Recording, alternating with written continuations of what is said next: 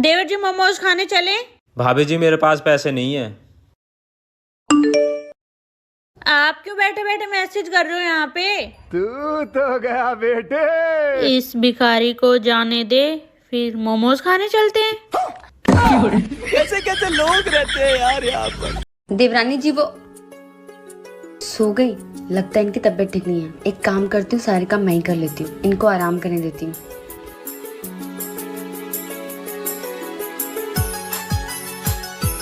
भाभी, अच्छा तो छोटी बहू आराम कर रही है और बड़ी बहू काम कर रही है। बहुत पटती है ना दोनों में। अभी इन दोनों की जोड़ी में आग लगाती हूँ।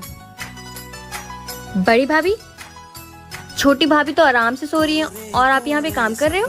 वो देवरानी जी की तबीयत खराब थी ना, तो मैंने सोचा मैं ही काम कर देती हूँ, आज उनको आराम करने देती हूँ। भाभी देखना कहीं ऐसा ना हो जाए वो आराम कर करके इस घर की महारानी बन जाए और आप सारा काम करके इस घर की बस नौकरानी बन के रह जाओ। नहीं छोटी, इसमें नौकर वाली क्या बात है।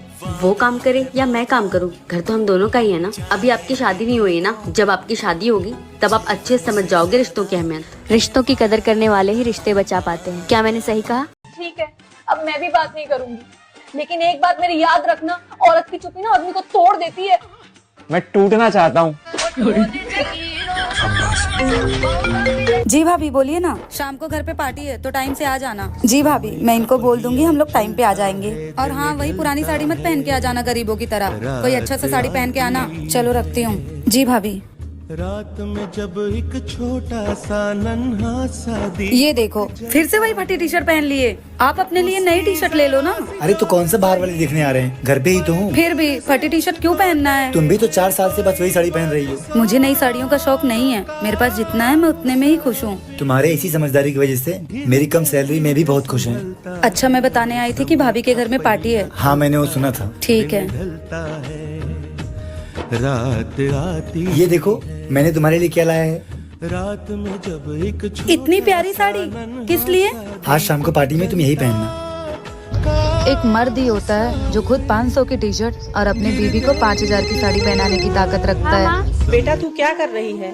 कुछ नहीं माँ, मैं अभी बर्तन धुल रही हूँ, अभी बर्तन धुल के कॉल करती हूँ आपको। ठीक है बेटा।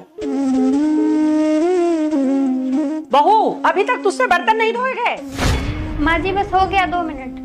बर्तन धो के बाथरूम में कपड़े पड़े हैं, वो भी धो देना। ठीक है माँ जी।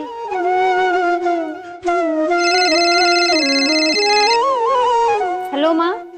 बेटा तू अभी तक फ्री नहीं हुई?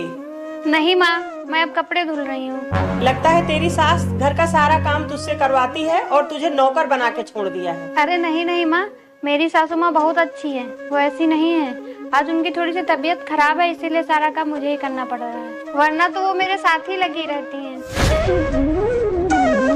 बहू मुझे माफ कर दे, ला मैं तेरे साथ कपड़े धुलवाती हूँ।